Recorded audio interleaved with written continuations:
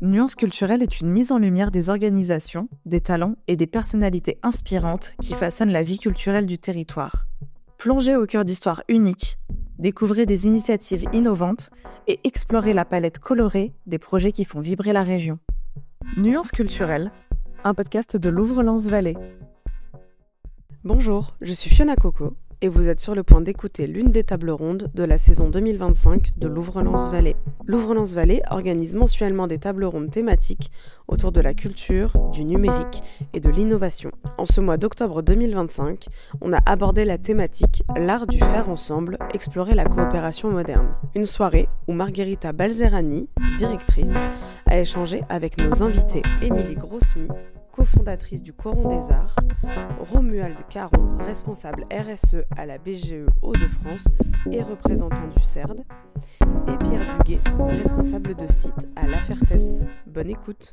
Cette idée de la coopération, du faire ensemble, du travailler avec et de agir ensemble vous concerne tous les trois. J'ai à cœur de vous présenter tout de suite Émilie Grossmy, cofondatrice du Coron des Arts, un collectif de création, on pourrait dire aussi un futur lieu du faire, de rencontres, de participation citoyenne aussi, un interstice de, on pourrait le définir aussi, de plein de savoir-faire d'exception qui se sont retrouvés, qui se sont réunis ensemble, avec l'objectif de mettre ensemble toutes ces compétences et de les transmettre au plus grand nombre par des ateliers, par des projets, par une démarche vraiment de coopération continue.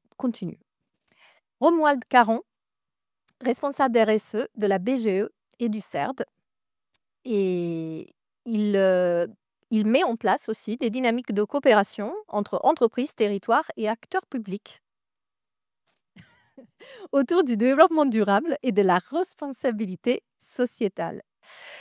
Pierre Duguet, qui est responsable du site AFERT, qui est un centre de formation autour des travailleurs sociaux, qui propose une gamme de formations diplômantes, continues et des préparations au concours, est un acteur majeur de la formation et de l'action sociale. Et aussi pour l'AFERT, la coopération est au plus près du terrain, vraiment, puisque vous travaillez sur la question de la vocation et de comment on réinscrit une trajectoire de cette coopération avec plein d'acteurs différents. Donc, ce que j'ai envie tout de suite de vous poser comme question, qu'est-ce que c'est que la coopération pour vous? Allez, je prends la balle au vent. Alors, oui, bonsoir à toutes et à tous. Merci de vous être rendus nombreux pour participer à cet échange. Ça fait plaisir. Ça se trouve que le sujet est intéressant et je vous confirme, on va rendre ça le plus intéressant possible. Juste petite précision, je ne suis pas responsable du CERD. Sinon, j'ai pas assez d'une vie. Et donc, du coup, je reste un simple ambassadeur du Centre de ressources de développement durable. Par contre, du coup, je vais utiliser notre casquette aussi. Je suis également administrateur du Club Nuée, qui est une association en Haute-France qui promeut du coup les modèles de l'économie à fonctionnalité et de la coopération. Donc du coup, cette casquette-là, je pense qu'elle sera aussi plus appropriée sur les échanges. Au-delà des étymologies que tu as pu présenter, ce que je pourrais apporter à mon niveau sur ce qu'est la coopération, je fais souvent une opposition entre guillemets, un prolongement entre coopération et collaboration. Moi, personnellement, quand je bosse sur la RSE, j'entends beaucoup, c'est de la sémantique, hein, mais j'insiste beaucoup, on a X collaborateurs. Et je l'entends partout. Non, en fait, ce sont des salariés. Voilà. Et en fait, j'explique la différence entre collaborer et coopérer. C'est un rapport entre A et B. Souvent, dans la collaboration, on a A qui dit à B quoi faire. On sent qu'il y a une sorte de rapport dominant, on va dire ça comme ça. On fait passer ça pour un gagnant-gagnant, mais il y a quand même, on va dire, un rapport de force qui se met en place. Alors que dans la coopération, en fait, on prend la contrainte de l'autre. Donc A fait avec B et B fait avec A. Et voilà, si je dois mettre une première pièce dans la machine pour compléter tes premiers propos, moi, coopérer, c'est ça. C'est aller chercher la contrainte de l'autre, faire avec. Pour moi, la coopération, alors je ne sais pas si vous l'avez, mais j'avais une diapo. La coopération, pour moi, c'est écrire la page. Et donc la page, c'est les étapes entre collaboration jusqu'à la coopération. Et donc si j'utilise les acronymes, là, on a le P et la forme du carré. Le P, c'est pour. Quand on est en collaboration, on fait pour qui, pourquoi, on se pose des questions. Donc le pourquoi faire, pourquoi aussi, le why. Et c'est la forme pour moi du carré. C'est-à-dire c'est solide, voilà, c'est les fondements du projet qu'on a en commun. Et on fait le A, c'est-à-dire le avec. Vous l'avez dit, Romuald, le avec. Et pour moi, la forme, c'est le rond. Et donc, quand on est en collaboration, ça peut s'arrêter là. On fait pour et avec. Et quand on est en coopération, on va plus loin. Et c'est le G. Et donc, le G, c'est l'initiale de grâce. Quand on est en coopération, on arrive à prendre une distance par rapport à ce qu'on est en train de mener.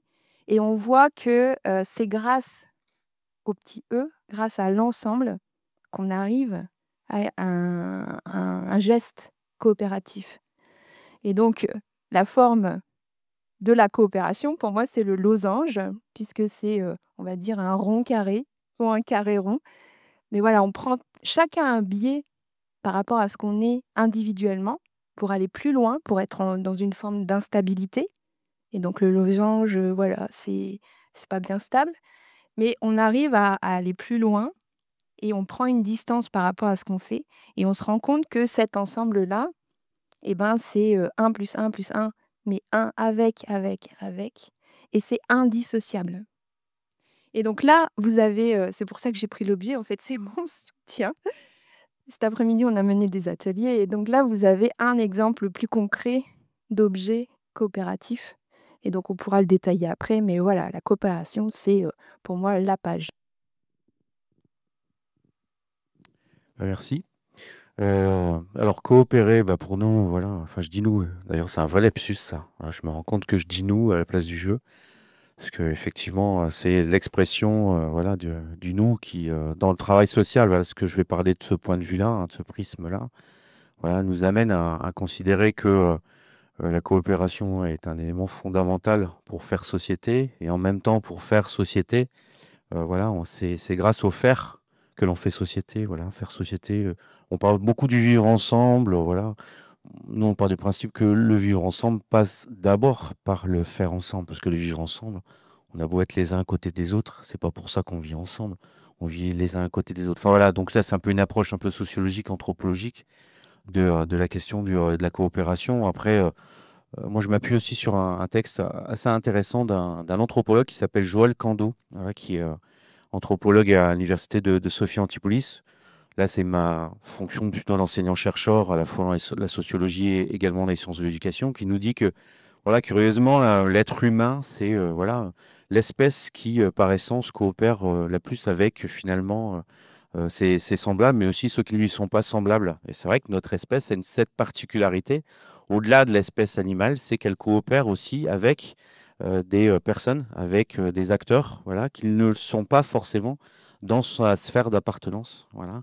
On voit chez les fourmis, on voit voilà, dans tout un tas d'espèces qu'effectivement on coopère dans sa sphère d'alliance, mais que l'être humain a cette capacité aussi de coopérer avec d'autres personnes, avec d'autres acteurs qui ne sont pas finalement uniquement dans sa sphère d'alliance. Et ça, c'est un élément important, je pense, de la question de la coopération, parce que cette coopération nous amène justement à consolider des liens à la fois avec autrui, mais aussi à nous ouvrir culturellement, voilà. Et que le travail social repose sur cette logique à la fois de coopération, mais aussi d'alliance entre les peuples, entre eux, effectivement aussi voilà, des environnements qui, a priori, se repoussent les uns les autres, et que la question de la coopération dans le travail social, dans l'action sociale, nécessite aussi de considérer également le rapport de pouvoir. Voilà. Donc ça, c'est aussi un élément important également dans la question de la coopération. Enfin, on le voit dans l'actualité sociale et politique actuelle, hein. On voit qu'il y a des coopérations qui sont en train de bouger, là. Enfin, je ne sais pas si vous avez vu l'actualité, qui nous chatouille, hein, quelque peu, même plus que chatouiller, hein, je tiens à vous le dire. Enfin bon. Voilà, comme quoi on peut très bien coopérer aussi avec des acteurs avec lesquels effectivement on est en désaccord profond, mais que les enjeux nécessitent des coopérations qui sont peut-être modernes. On va voir, on va peut-être en discuter. Justement, j'allais poser la question de l'actualité de la modernité. Comment, face à des sociétés, à notre société qui promeut de plus en plus l'individualisme, le fait de voilà, avoir des trajectoires personnelles, comment on peut faire pour, porter des projets qui sont de plus en plus, des formes d'engagement, de terrain?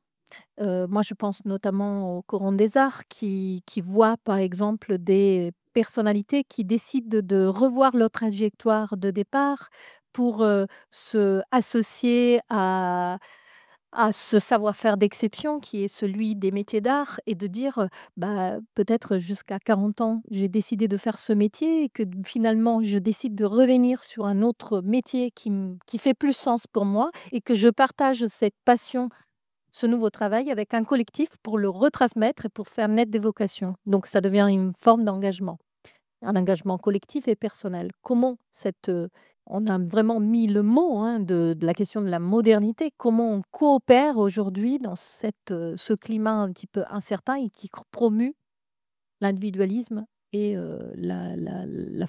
enfin, la trajectoire personnelle. Bah, pour moi, le comment, c'est le biais, toujours. Donc, on va essayer de faire autrement. Le Coron des Arts, c'est un collectif d'artisans, chacun installé individuellement, et qui se retrouvent dans un esprit collectif. Le ensemble, c'est le E aussi de la maille. Et donc, comment on fait? Bah, on maille, et donc, voilà, on devient un peu plus solide ensemble que tout seul avec sa matière. Et donc là, le collectif, c'est comment on décloisonne sa pratique professionnelle individuelle pour aller plus loin, en fait. Et je suis pas tout à fait d'accord, enfin, sur la mouvance actuelle. Je dirais qu'on est en train de bifurquer et il y a pas forcément une vague, individuelle. J'ai plutôt confiance et je me dis: «On est plutôt sur des constructions, de collectif». Et je te rejoins quand tu parles bah, de l'effort qu'on a à faire pour coopérer. Dans le collectif, on le voit aussi, chacun, éprouve un effort ou une écoute, supplémentaire, enfin, supérieure pour dire d'entendre, celui qui est à côté pour pouvoir faire ensemble, en fait. Donc on se soude. Alors je vais souder. De l'expérience que je peux avoir en qualité de voilà d'un responsable d'un centre de formation en travail social. Alors voilà, il y a mille et une façons de former des travailleurs sociaux. Voilà, on peut faire effectivement de l'approche frontale, descendante, magistrale, de l'enseignement, voilà. Nous, on fait le pari que c'est en renversant justement les fameux sabliers de l'apprentissage, c'est-à-dire en faisant que c'est l'apprenant, l'étudiant, voilà, qui devient lui-même l'auteur, mais pas l'acteur, l'auteur de sa partition d'apprentissage, qu'à un moment donné, on lui permet aussi de découvrir, de lutter aussi contre ce monde individualiste qui segmente, qui saucissonne, qui atomise, qui divise, voilà. Et c'est en recréant voilà, des apprentissages sur la base des registres collectifs et d'alliances, mais d'alliances dans l'entre-soi, effectivement, de l'espace d'apprentissage, mais aussi et surtout sur le territoire. Alors, effectivement, notre particularité à la Fertès, c'est effectivement voilà, de faire de la formation avec, pour, mais aussi avec les personnes qui sont sur les territoires, c'est-à-dire des habitants. Parce que finalement, on a souvent l'habitude de dire qu'on n'est pas implanté sur un territoire, nous sommes invités sur ce territoire-là. Nous ne sommes pas chez nous. Et c'est en faisant effectivement l'expérience de cette capacité à pouvoir repenser la formation au travail social en lien avec des enracinements du territoire et en participant, en tentant aussi voilà, de participer à la transformation aussi de ce territoire en étant un lieu ressource, qu'on arrive effectivement à pouvoir permettre à des étudiants, des travailleurs sociaux, d'expérimenter une autre façon de penser le travail social, un travail social qui cherche à rogner sur cette dissymétrie dans la relation entre l'aidant et l'aidé, entre celui qui demande et celui qui offre, pour créer finalement ce qu'on appelle des alliances éducatives. Alors, plus facile à dire qu'à faire. Bon, on pourra en parler un petit peu après cette première soudure. Je finis la soudure.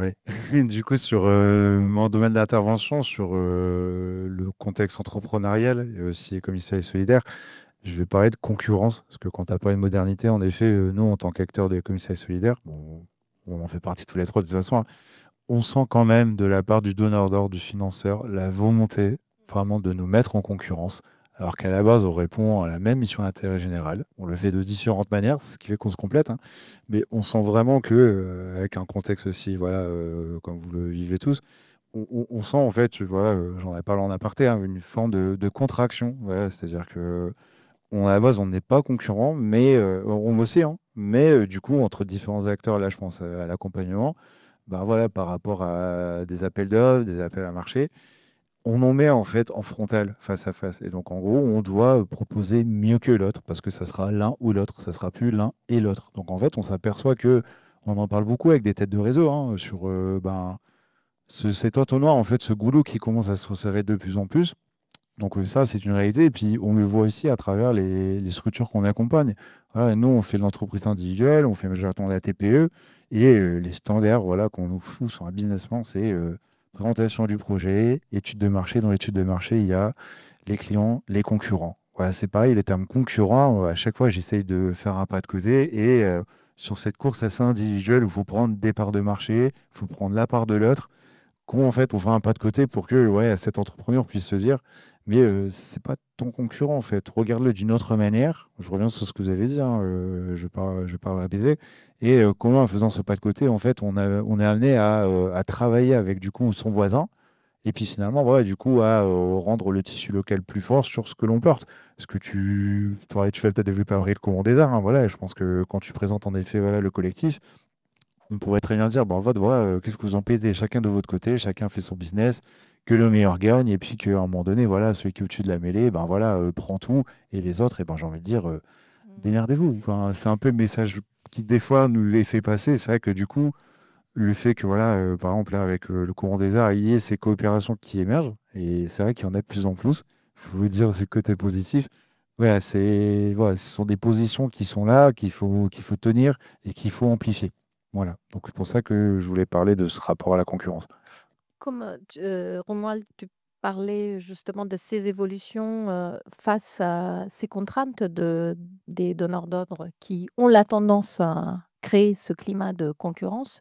Tu remarqueras, est-ce que tu pourras nous témoigner aussi de la tendance parfois de la part de certains individus qui ont un sentiment, un désir d'entreprendre, de choisir un statut juridique qui est celui de la coopérative, parce que ça lui semble trop proche, plutôt que se mettre justement en entreprise individuelle, etc. Est-ce que tu remarques dans tes accompagnements nombreux que ce choix-là est un choix de plus en plus pris en compte, et comment est-ce que tu le proposes comme solution? Est-ce que tu proposes aux acteurs que tu accompagnes, aux porteurs de projets que tu accompagnes, de coopérer ensemble, de réfléchir à cette solution-là? Euh, alors, pour la faire courte, ça reste quand même minoritaire, on va être franc. C'est pas sur 100 entreprises qu'on accompagne, il n'y en a pas 70 qui viennent nous voir en disant je veux créer une coopérative. Nous voilà, clairement. Parce qu'en fait, il y a des croyances qui sont assez tenaces. Voilà, genre sur l'ESS, j'entends souvent ça. Ouais, c'est un truc de route, ça fait pas d'argent. Donc du coup, je vais pas gagner ma vie. Non, mais je vous le dis vraiment, hein, moi je l'entends. Et je l'entends moi autour de moi, dans mon association. C'est drôle parce on est une asso. Et je l'entends auprès de services de développement économique avec lesquels on peut travailler. Et on sent qu'il y a des mantras assez forts sur ça. Hein. Puis moi, je dis, bah, écoutez, BGE, alors BGE de France, c'est une asso de 150 salariés avec un budget de 10 millions. On fait partie d'un réseau national où on est 31 associations avec 1350 salariés. Si je remplace le terme association par entreprise, bizarrement, ben, ouais, la position n'est pas la même. Voilà, donc j'ai pas de problème à dire que voilà, on a des budgets, on a l'équilibre, on est excédentaire. Quand il y a des excédents, et c'est là où vient et commence à débunker, c'est il y a une notion de partage. Voilà, il y a un partage de la valeur. Voilà, à un moment donné, il n'y a pas de tabou à dire qu'on fait de la valeur, mais on partage ça. Après, il y a la question comment on partage, on pourra développer après, puis le partage du pouvoir. C'est pareil, quand on parle de coopérative, on dit tout de suite, oh, je vais devoir partager le pouvoir avec tout le monde. Voilà, donc en fait, c'est ces deux premières approches-là où ben voilà, en fait, on perd déjà beaucoup de personnes, et seulement celles qui arrivent à déjà un peu aller au-delà, où on leur explique un peu bah, qu'il y a différentes manières de partager voilà, ce pouvoir et cette valeur-là, et c'est là où on commence à tisser un peu le fil. Donc c'est pour ça que je dis ça reste quand même minoritaire, mais on voit quand même que et c'est là où on peut en parler peut-être par la suite, hein, pour ne pas monopoliser. On a un dispositif en effet sur Arras, voilà, avec la communauté urbaine d'Arras. Donc c'est un dispositif d'accompagnement, voilà, un incubateur, voilà, comme le LLV ici, on pourra aussi en reparler. Mais voilà, le défi qu'on fait avec cette collectivité, c'est d'accompagner toujours des projets voilà, entrepreneuriaux pas en 9 mois, mais c'est de les coller à des schémas territoriaux. C'est-à-dire que là, on a un appel en cours et pour candidater, l'une des clés, c'est regarder les programmes qu'il peut y avoir sur le Grand Arras 2040. Donc le programme de Grand Arras 2040, ça rejoint plein de thématiques. Ce matin, on en parlait, c'était celui de la mobilité à Arto Expo, mais il n'y a pas que ça. Voilà, il y a aussi le projet alimentaire de territoire, il y a le plan climat et énergie territorial, il y a le plan local de l'habitat, il y a le mien vieillir. Enfin, je peux voir tous les acronymes qui existent, hein. Donc l'idée, c'est que si un porteur de projet vient sur le territoire, ok, par contre, on ne crée pas un besoin artificiel. On se base sur les diagnostics territoriaux. Et sur un projet de territoire avec des axes. Voilà, et puis en fait, à un moment donné, quand on va sur ces schémas-là, on se retrouve, entre guillemets, amené de toute façon à travailler avec les autres. Parce qu'on répond à une problématique vraiment sociale et ou écologique qui n'est pas couverte ou qui est mal couverte par les différents acteurs du territoire. Donc en fait, on s'engouffre dans la brèche parce que ce sont des schémas qui sont aussi votés.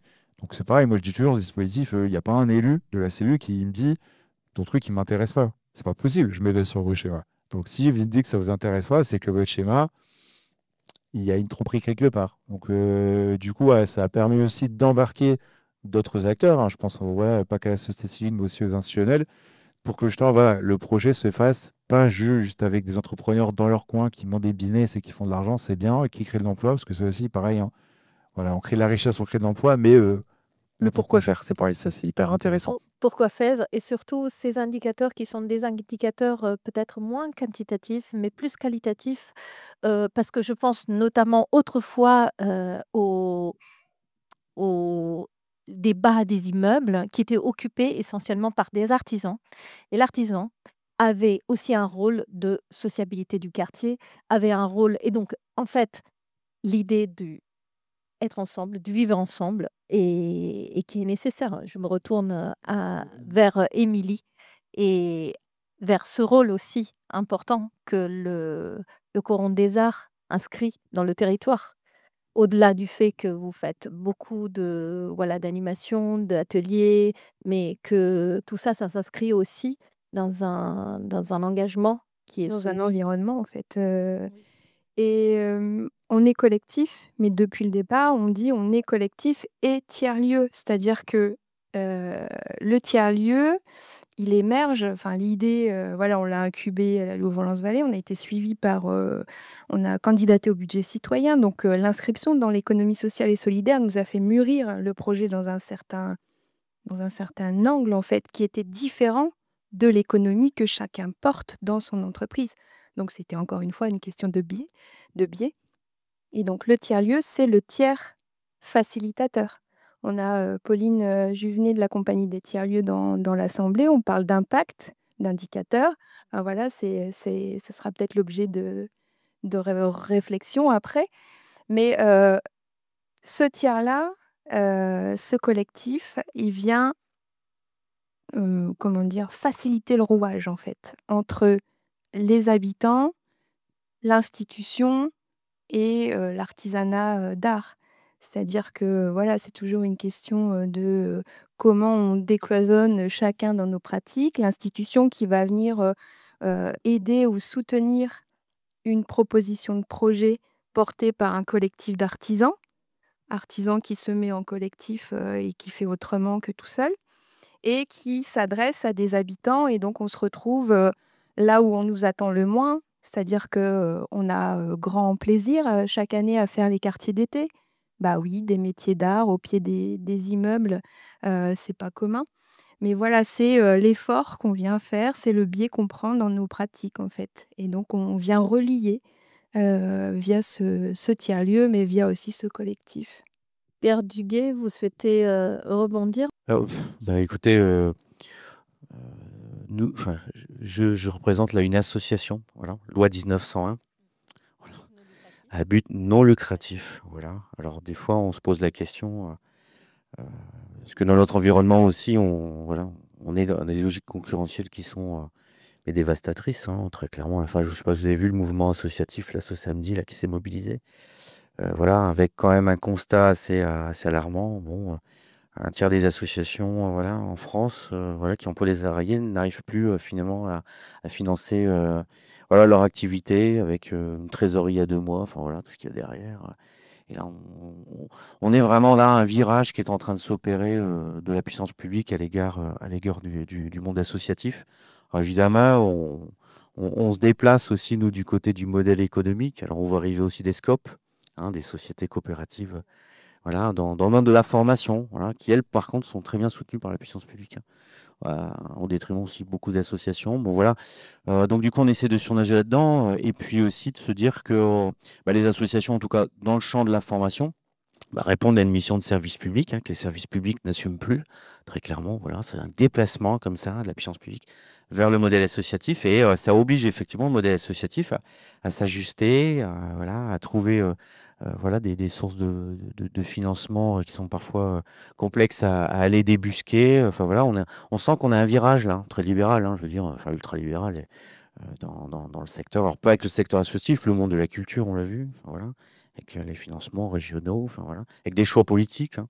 Enfin voilà, de toute façon, tout ça pour vous dire que évidemment on est au croisement à la fois et de l'économique, du politique et des choix de société, et que coopérer dans ces conditions-là, c'est vrai que ça rend la tâche quand même assez ardue. Ça oblige à devoir être créatif. Tu parlais de tiers-lieux, alors c'est vrai que nous sommes tiers-lieux aussi depuis 2020, voilà.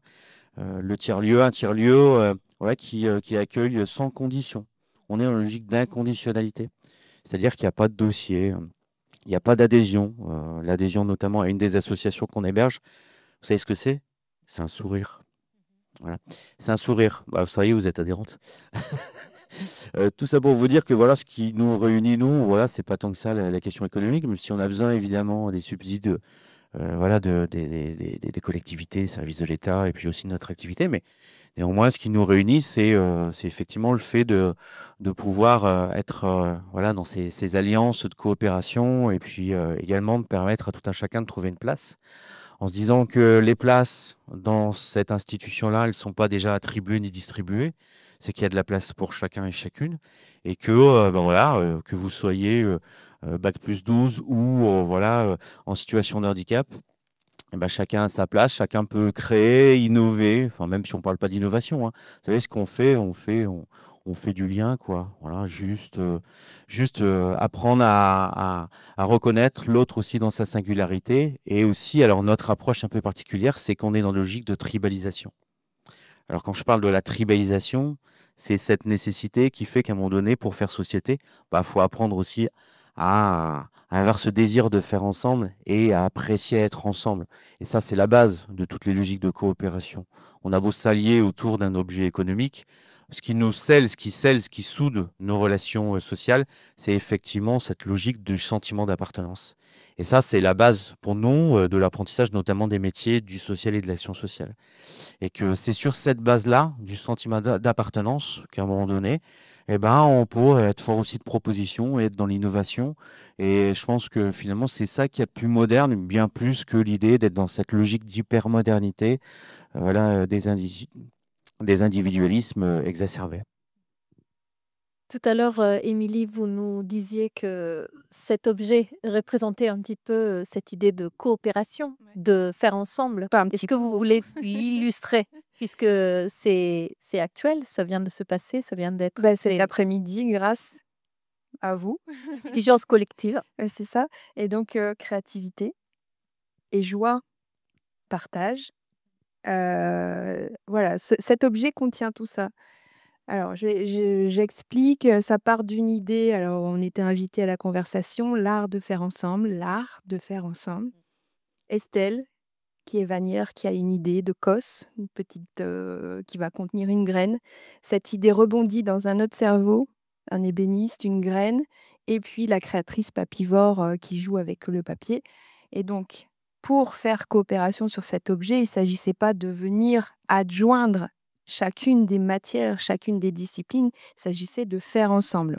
Et donc là, sur cette cosse, en fait, en osier, on a des pièces qui ont été assemblées et qui sont on ne peut pas les enlever en fait. Elles ont été montées ensemble au fur et à mesure. Ça a demandé de s'écouter, d'avoir confiance aussi dans l'un, dans l'autre, pour pouvoir avancer ensemble. Alors ce qui est chouette en plus, c'est que cette pièce est un peu de biais. Donc elle a tout son charme, mais on a pris beaucoup de plaisir, et elle n'a pas été faite seulement par des artisans, elle a été partagée, elle a été faite grâce à des habitants, à des partenaires qui étaient, présents cet après-midi pour faire, avec et grâce, voilà. Donc 3 matières et je ne sais pas combien de mains ont permis de réaliser.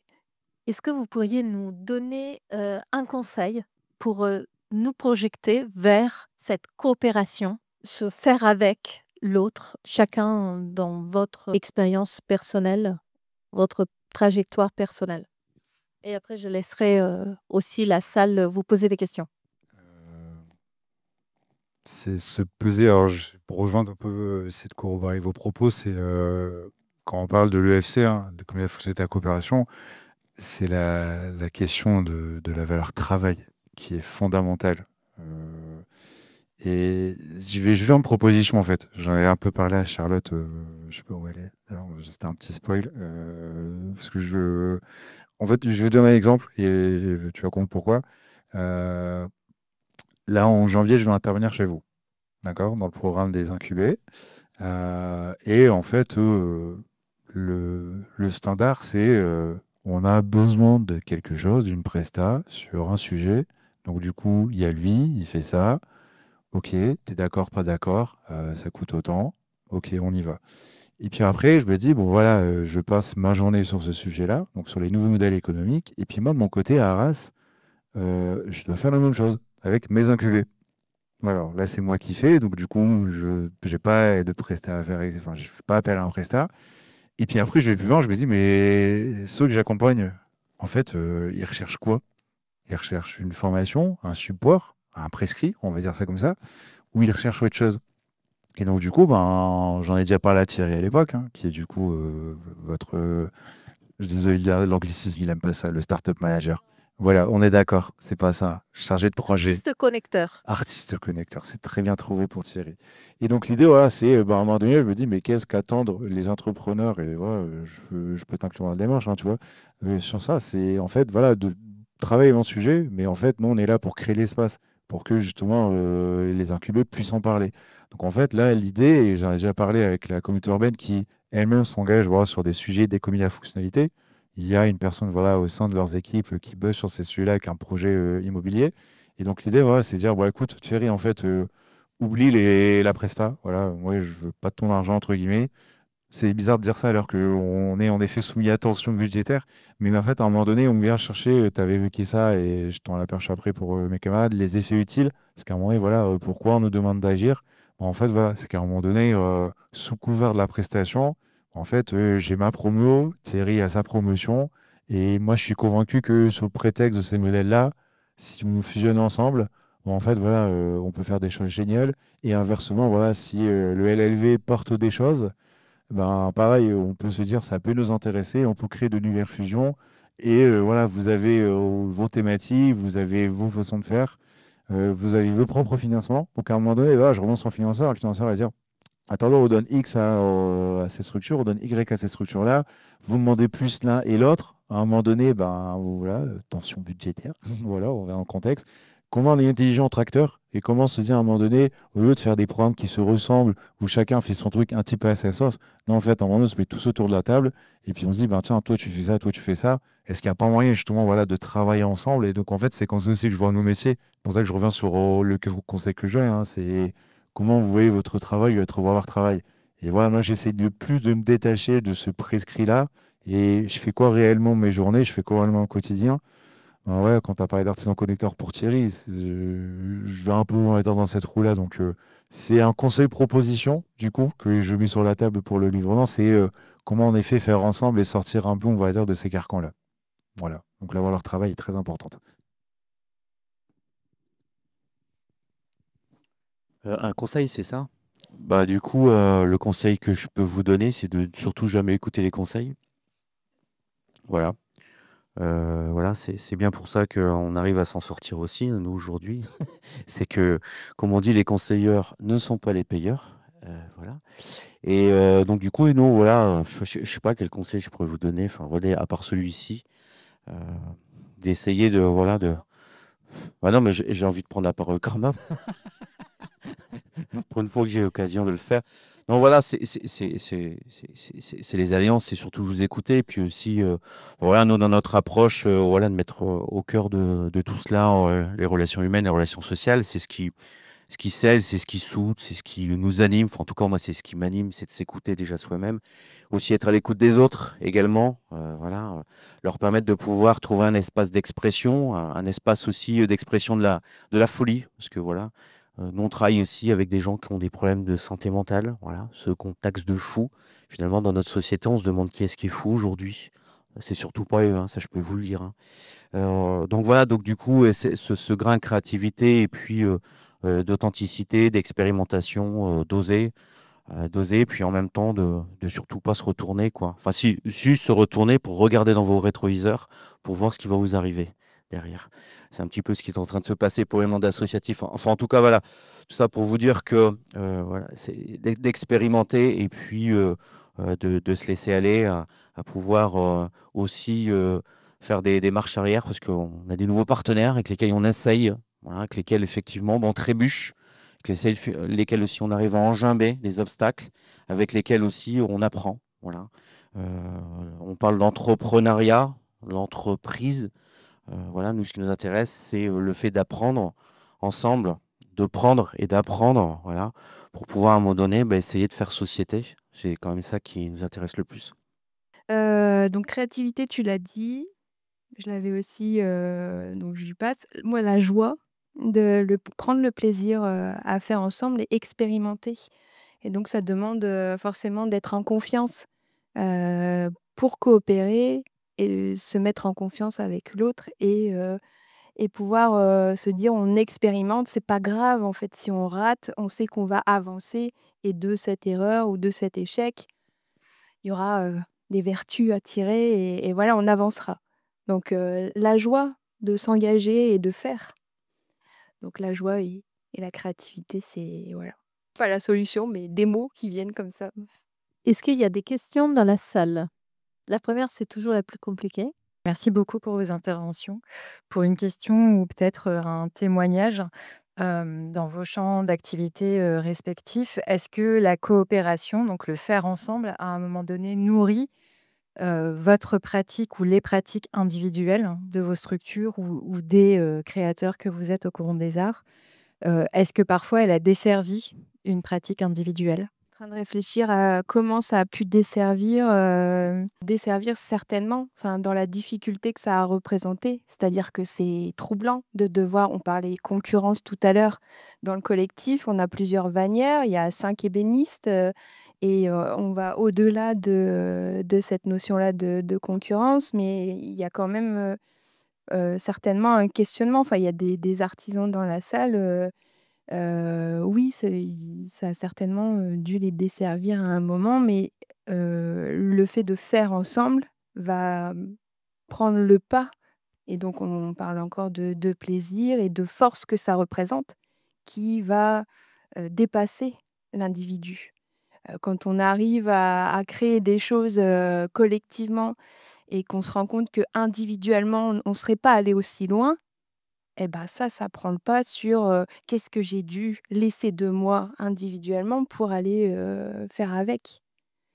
Donc, je ne sais pas si c'est bien clair, mais enfin voilà, il faut peut-être aussi questionner, les 1ers, concernés. Est-ce que les coopérations nuisent ou nous aident à nous réaliser? Bon, voilà, je pense que notre première coopération, c'était l'air avec lequel on a respiré quand on est venu au monde. Enfin voilà, on sent que sans notre environnement, sans les relations sociales, sans les interactions sociales, mais évidemment, l'être humain, voilà, ne peut se réaliser en qualité d'acteur et de sujet. Et effectivement, je pense que l'expérience que je peux avoir, moi, des différentes coopérations que nous pouvons maintenant, à la fois dans la formation, mais aussi en termes d'apprentissage personnel et professionnel, m'amène à me dire que voilà, on a tout à gagner, évidemment. Enfin, je veux dire, en même temps, c'est une palissade ce que je suis en train de vous dire, mais à développer les corrélations qui parfois sont complètement inattendues et complètement, parfois même, qui pourraient se repousser a priori.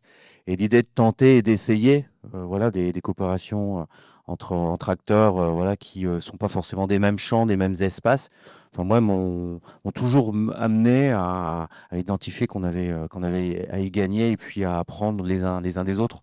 Enfin, voilà, c'est un peu bateau ce que je suis en train de vous dire, mais je pense qu'on revient aux racines anthropologiques de l'être humain, quoi, hein, de ces enracinements qui font culture, et ces cultures aussi qui se nourrissent les unes des autres, conjointement, avec des emboîtements, avec aussi parfois, évidemment, voilà, des éléments qui nous obligent à devoir aussi faire un pas de côté par rapport à qui nous sommes.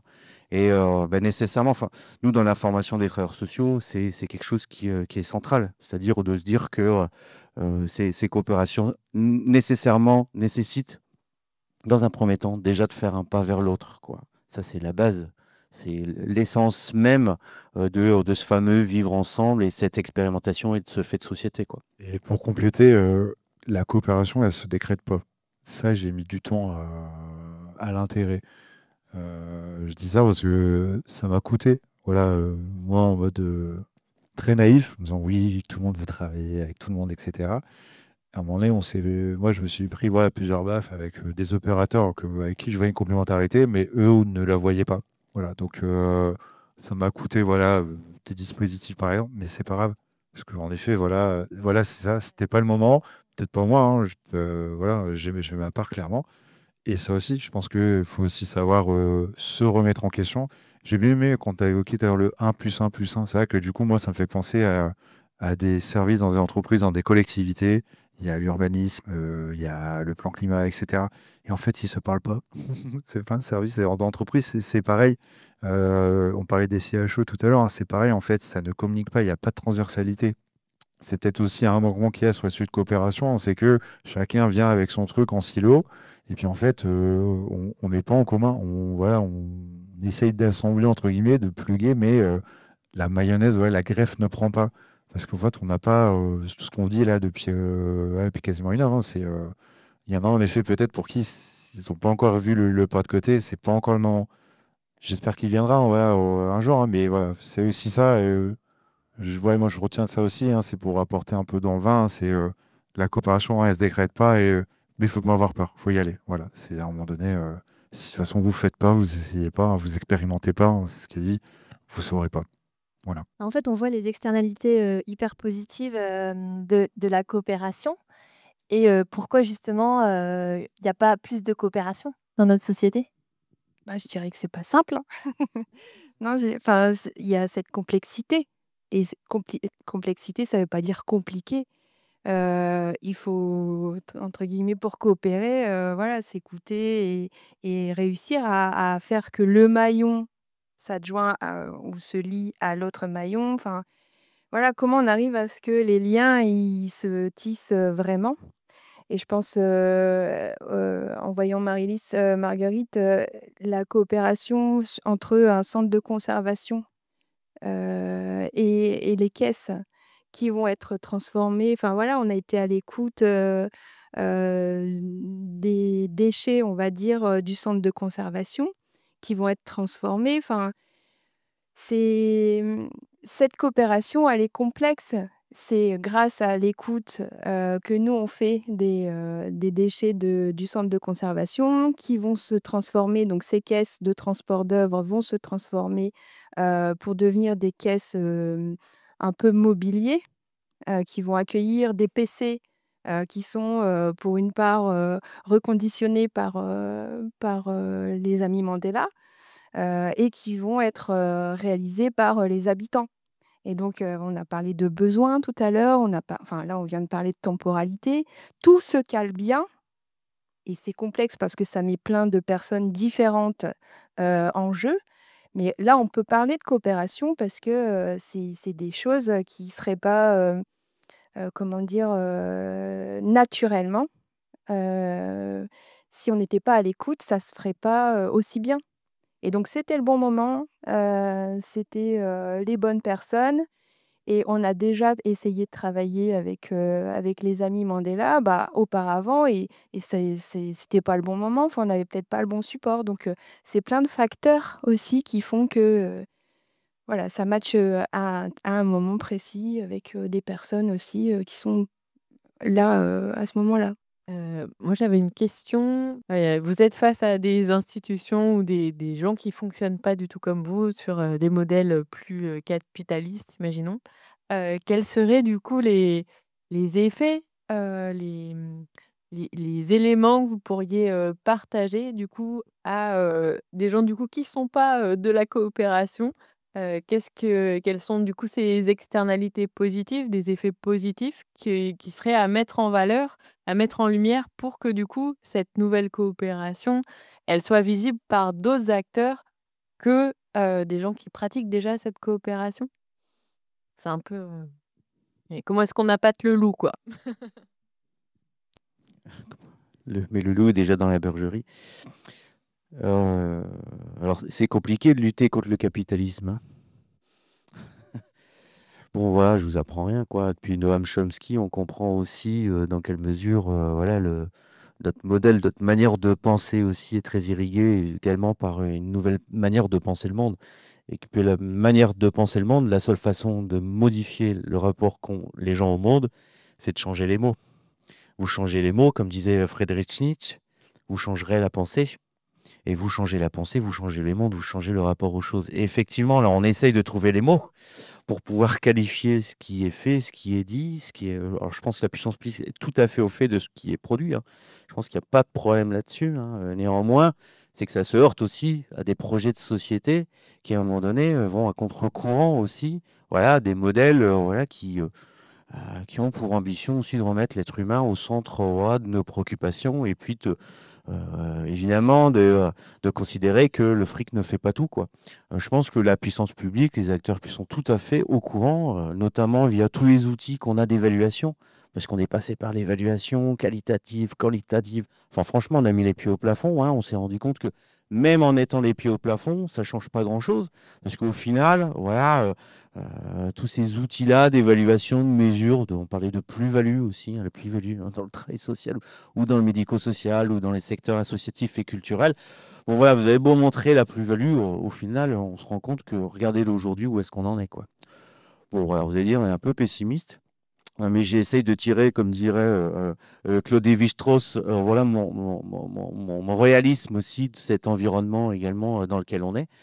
Tout ça pour vous dire que voilà, c'est grâce à des alliances, voilà, des alliances qui sont à la fois réelles, dans le réel de l'activité, dans le réel aussi des populations, dans le réel aussi des acteurs associatifs, qu'on arrivera, je pense, à être dans finalement ce rapport de force, qu'on est dans des rapports de force. Voilà, quoi qu'on en dise, hein. Alors, la concurrence nous oblige à ces rapports de force, à ces rapports de pouvoir, à ces rapports aussi de domination. Donc voilà, donc c'est aussi. Bon, alors évidemment, désolé pour ce discours un peu marxiste. Néanmoins, l'analyse que je peux faire de notre monde, nous, notre appartenance dans cette société-là, me pousse effectivement à considérer que on peut montrer effectivement ce que l'on fait, on peut dire ce que l'on fait. Néanmoins, ça nécessite aussi qu'on soit d'accord aussi sur le projet et modèle de société qu'on veut créer, quoi. Enfin, si on est, enfin, il n'y a rien de plus fatigant que de devoir nager à contre-courant. Vous avez déjà essayé, vous? Voilà, vous remontez une rivière, hein, c'est épuisant, ça nécessite de l'énergie, de la force, de la croyance, de la ténacité. Effectivement, le courant est très très puissant à l'heure actuelle. Faut bon, voilà. Euh, donc, je ne sais pas comment vous répondre par rapport à ça. Néanmoins, on se rend compte aussi dans ce mouvement-là collectif que on est un paquet à nager à contre-courant, quoi. Donc, du coup, on essaye de se donner la main aussi pour nager à contre-courant, pour essayer aussi d'inverser ce courant-là. Bon, c'est un gros boulot qui nous reste à faire, mais je pense que, enfin, en tout cas, moi, ma croyance profonde me dit qu'on pourrait inverser aussi les vannes de ce courant-là. Vu que ce courant a été une production sociale et sociétale, bon, pourquoi pas pouvoir inverser les choses. J'ai juste complété pour un cas concret, du coup, comment convaincre en effet voilà, d'aller sur d'autres sujets. Moi, je vous prends souvent le clivage qui se fait, hein, je vais sur mon territoire, entre l'ESS et le conventionnel. Voilà, le grand méchant loup. En fait, on ne pourra pas aller sur d'autres imaginaires sans eux. Parce que voilà, si je prends la proportion, moi j'entends l'ESS depuis des années, c'est une dizaine de pourcents des emplois en France, du PIB, etc., etc. Mais ça veut dire que du coup, de l'autre côté, il y a plus de 80%, en fait. Là, comme si on coupait la pièce, voilà, on la coupe là, il y a une très grande majorité des gens qui sont dans le conventionnel. Donc en fait, moi, le premier truc que je fais avec voilà, des aménageurs sur les développements économiques, etc., je les écoute. En fait, à un moment donné, ils ont leur prise, ils ont leur réalité. Et je fais vraiment l'effort d'écouter parce que c'est leur vécu, c'est leur réalité. Et si dès le début, je suis très binaire et que je leur dis non, mais en fait, laisse tomber, t'as rien compris, je le perds. Et donc, du coup, c'est mort. Et du coup, ben, j'ai quand même plus de 80% de mes voisins à aller chercher. Je ne pourrais pas voilà, faire le vieil. Donc, ça, c'est le premier truc. C'est déjà pas grave parce que je peux vous dire combien de fois je peux me trouver dans une phase d'erreur où on ne partage pas du tout les mêmes systèmes de croyances et des valeurs. C'est un gros effort sur soi, on se remet en question. Il faut être capable de le faire. Et puis ensuite, je rejoins aussi sur ce que vous dites tous les deux, sur la notion en effet de faire société imaginaire. Ben, faut se rendre compte aussi que, à un moment donné, vous voyez le contexte actuel, hein, le contexte social, mais aussi le contexte écologique. Bon, à un moment donné, en fait, on commence à sentir les limites arriver. Voilà. Nous, peut-être pas encore en France, en vrai, même si, ouais, je pense que ici, vous voyez, hein, pensez à cet été, pensez à moins de 2 ans dans le Domarois. Voilà, les limites, on commence à les sentir. Et voilà, elles sont là et on les vit dans notre chair. Mais peut-être pas encore assez. J'ai pas envie de dire qu'il faut vraiment qu'on se prenne une claque pour que ça soit le cas. Mais donc, en fait, à un moment donné, on va face à ces limites-là. Et donc, à un moment donné, comment on essaie de renverser la table?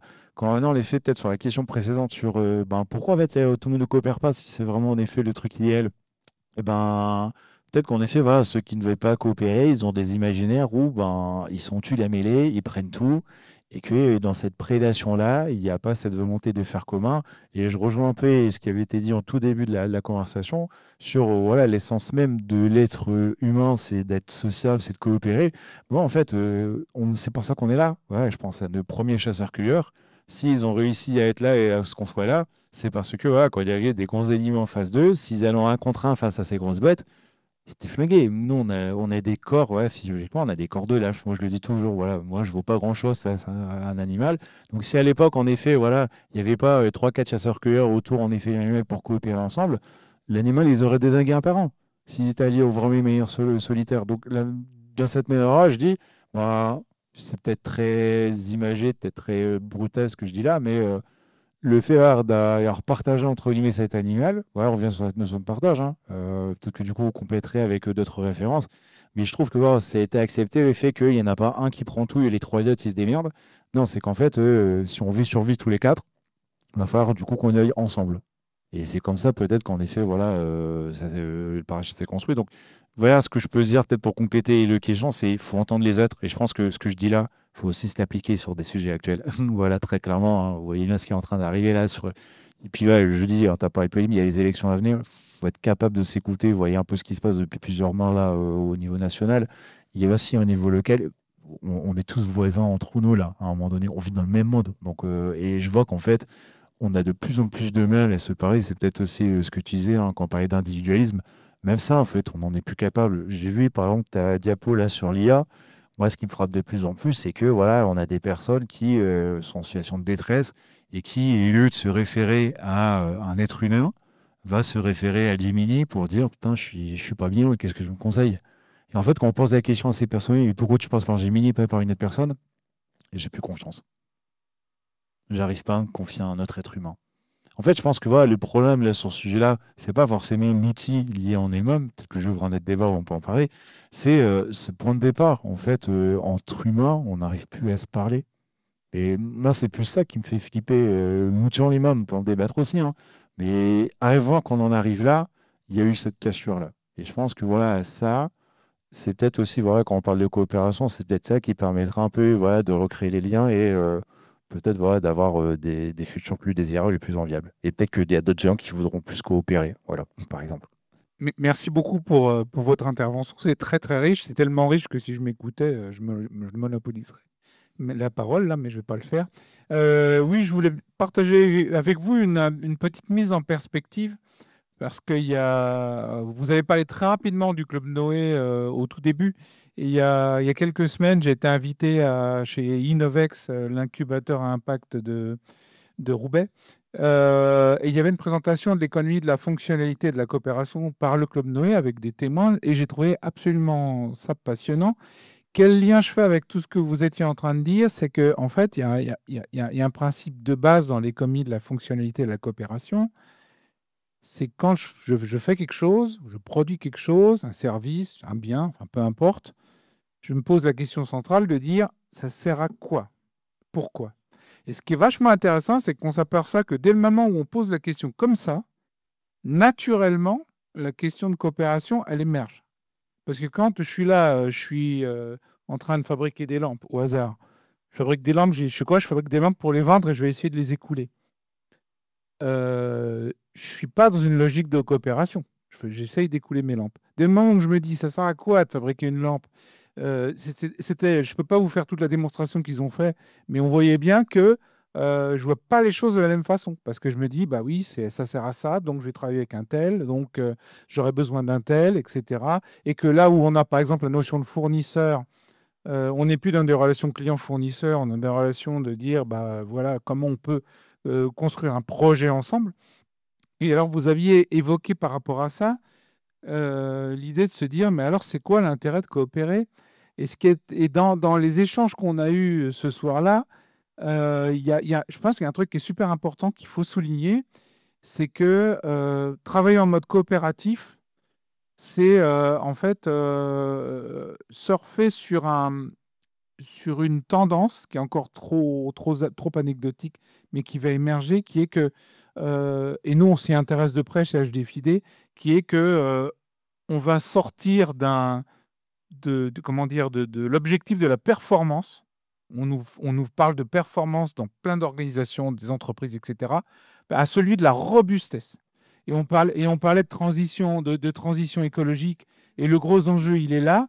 Et on s'aperçoit que quand on est dans une coopération, alors va peut-être moins vite que certaines autres structures, par contre, en cas de coup dur, et on va en avoir des coups durs, on crée des sociétés, on crée des organisations beaucoup, beaucoup, beaucoup plus robustes. Donc voilà, c'était pour avoir votre sentiment par rapport à ça. Merci.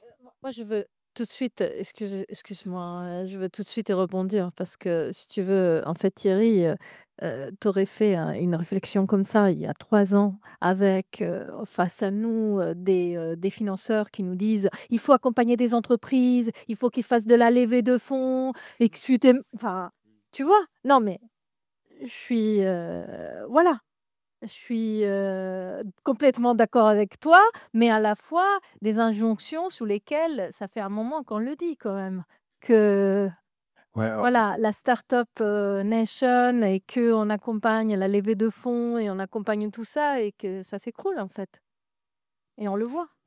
oui, il y aurait beaucoup à dire, mais du coup, c'est peut-être une autre conversation qu'il faudrait créer. Et c'est ça dont tu parles aussi, hein, parce que tu parles de robustesse. Non, mais de robustesse d'une entreprise, d'une société, d'une structure, que face aux fluctuations qui sont dues au climat ambiant et générées par l'instabilité Alors, politique. sur ça, du coup, pour avoir la référence, bon, du coup, tout ce qui est dit au niveau du Club Noé, il y a le site du Club Noé, il y a une page ressources où tout ce qui est produit, voilà, est disponible sur le site. Voilà, ça peut être des conférences comme il y a pu avoir à Roubaix pour Innovex, puis il y a plein d'autres sujets. Donc, si vous êtes curieux, allez-y. Et en effet, il y a 2 ressources que j'avais partagées sur ce qui est là. Si vous n'avez pas la référence, c'est en effet Olivier Amand, voilà, qui a développé ce concept de robustesse et qui donne plein d'exemples par rapport voilà, à son métier, hein.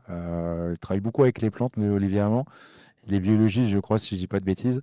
Et il fait beaucoup, en effet, de parallèles avec le monde social, avec les interactions. Et c'est vrai que tout ce qu'on dit là, par exemple, les erreurs, voilà, par exemple, hein, c'est bête, mais ça peut être ça, l'inachèvement, ce qui est achevé est mort, voilà. C'est vrai, mais ça m'a marqué un peu ces choses-là, hein. En fait, on est toujours voilà, dans un perpétuel inachèvement.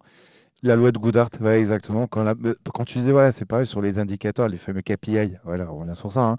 Création de structure, création d'emploi. Voilà. Et en fait, qu'on le dit, hein, en étant dans l'USS, on se dit, hein, c'est la loi de Goodhart, hein. Quand une mesure devient une cible, c'est que la mesure n'est plus efficace, tout simplement. Et non pas à côté de tous les effets utiles, voilà, quand on parlait de faire société, de vivre ensemble, pareil, tu es responsable de formation, voilà, on peut te dire, on te finance, et nous aussi, hein, voilà, parce que derrière, il y a autant de personnes qui participent à ta formation, il y a autant de pourcentage de réussite et autant derrière de personnes qui retrouvent un emploi.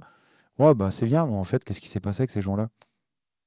Et on revient du coup sur tout ce qui s'est passé durant la formation, et ça n'apparaît pas dans les radars des diffondeurs. Donc du coup, c'était pour faire référence à ce que vous évoquiez. Si vous êtes curieux, voilà, il y a un cours sur la robustesse sur un plafond qui s'appelle SATOR, S-A-T-E-R. J'ai pas de part dedans, je vous préviens, voilà. C'est un peu comme la Netflix, si vous avez 10 euros à claquer là, sur le mois, et vous prenez 10 heures de votre temps, vous prenez les 20 épisodes de Le Diamant, et tout le concept de robustesse, il le développe, je l'ai fait, je l'ai dévoré, et ça donne en effet plein de clés pour ensuite rebondir potentiellement voilà, sur l'entraide. C'est pareil, sur la même plateforme, il y a Palais Sarine, voilà, quand on parle en effet des coopérations, bah, tout ce qui est voilà, entraide, il a également développé un cours dessus. Donc, ouais, si vous êtes curieux, je vous invite vivement à aller voilà, sur ces ressources-là.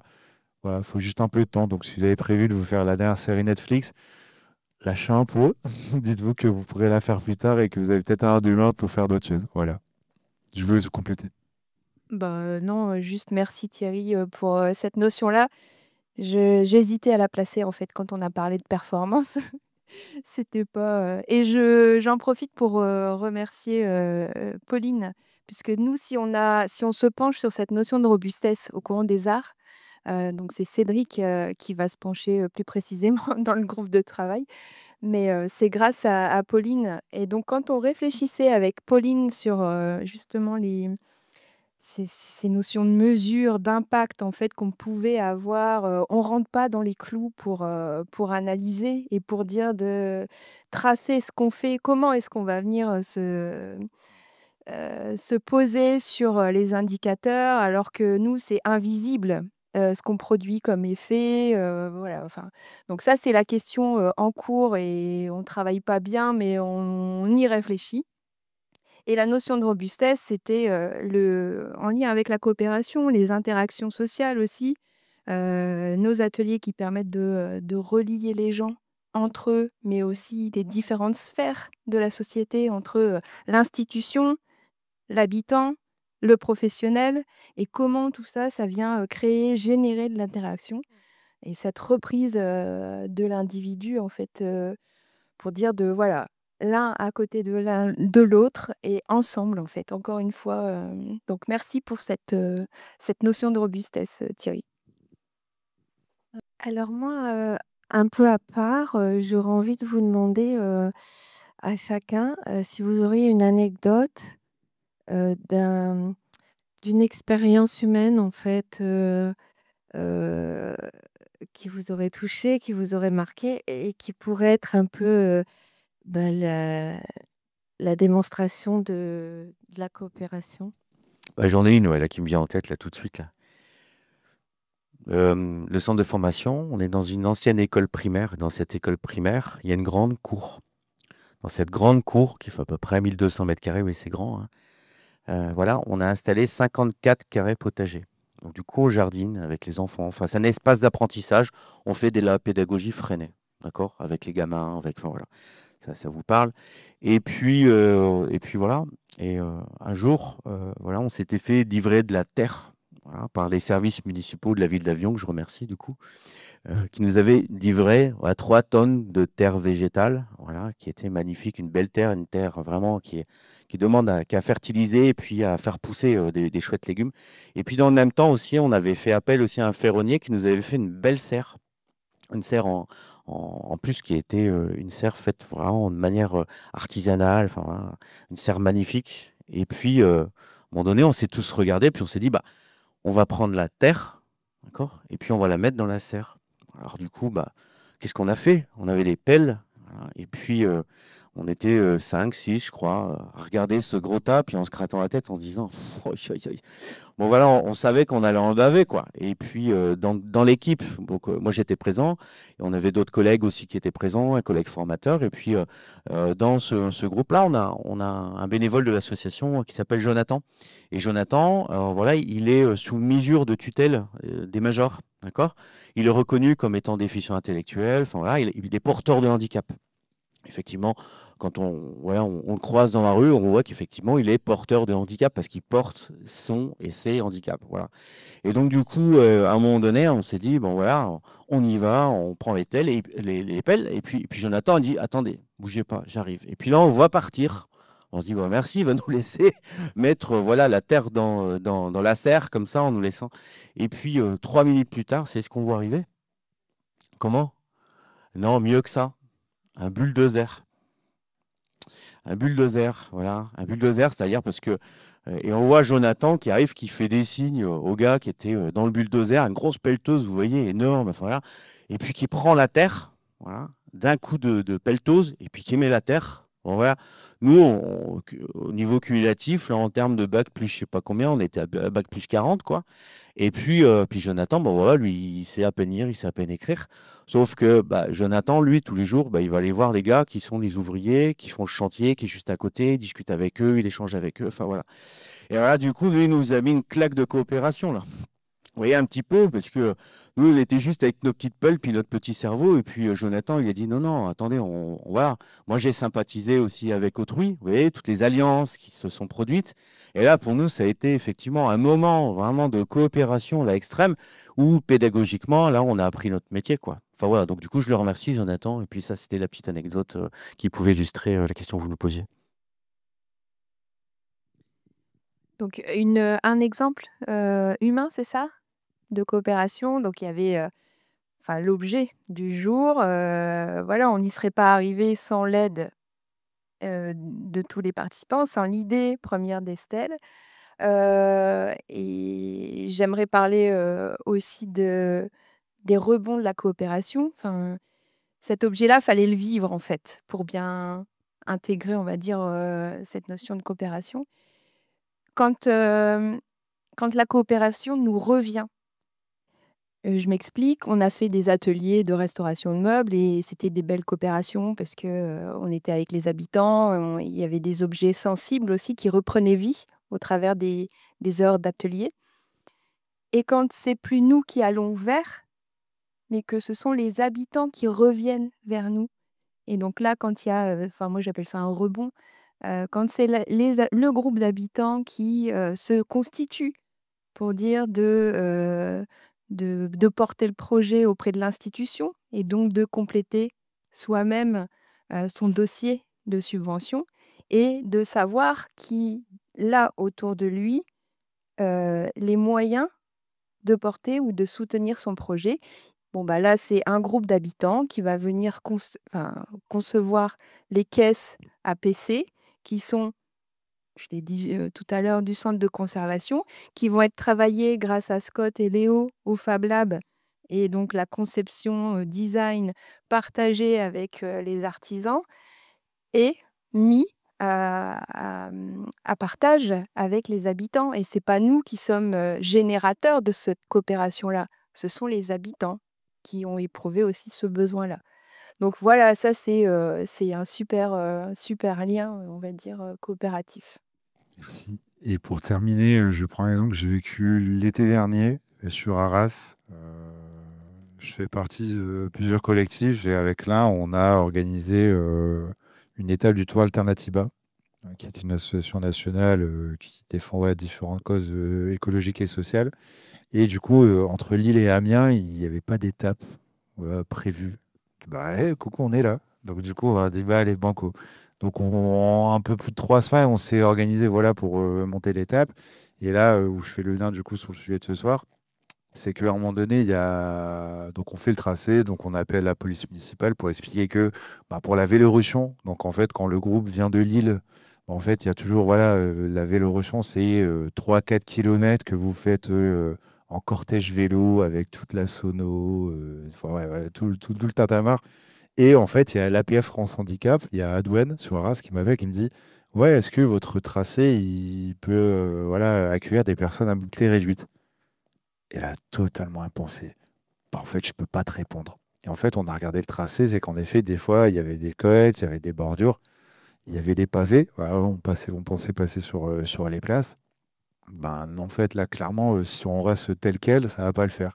Donc, du coup, là, on est sur les coopérations, on va coopérer avec les différents services. Donc, je pense à la police municipale, je pense à la ville d'Arras.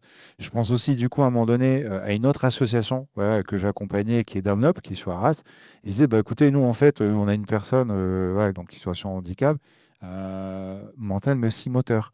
Et du coup, elle aimerait bien faire élever pour la première fois. Et donc, du coup, moi, au même moment, j'accompagnais un gars qui réparait des vélos à Silva. Et je sais que, voilà, du coup, ouais, il adore faire plaisir, etc. Je fais deux filles que je peux te donner, c'est il y a cette personne qui veut faire du vélo sur 3-4 km. Parce que tu peux pas créer un truc. Voilà. Il aime bien, avec 3 vélos, faire un vélo. Il me dit, vas-y, je m'en occupe. Et puis voilà, en 2 temps, 3 mouvements, il avait réussi voilà, sur une semaine à le faire. Puis ouais, du coup, bah, j'ai appelé Adven pour dire, bah ouais, elle peut le faire. Donc on s'est arrangé du coup avec la police, avec la voiture balai pour qu'elle soit en fin de cortège, parce qu'on a remonté les boulevards d'Arras, et en plus on l'a fait à 5 h, un vendredi, en heure de pointe. Ça c'était drôle. Enfin, du coup, mais là, forcément, il y avait ce automobiliste qui pouvait pester, puis après, quand il passait à côté, quand il voyait la gamine faire du vélo pour la première fois, faut t'en parler de sourire. Mais moi, en fait, voilà, quel que soit le nombre de personnes qui étaient là, qu'on était voilà, 20, 500, etc., moi, ce que je retiens, c'est son sourire. Et tout ça, ça a été possible parce qu'en fait, à un moment donné, voilà, on s'est tous cassé la tête pour qu'elle puisse vivre ce moment-là. Moi, ce que je ressens, voilà, on a parlé de plein de trucs sympas, voilà, de militantisme, etc.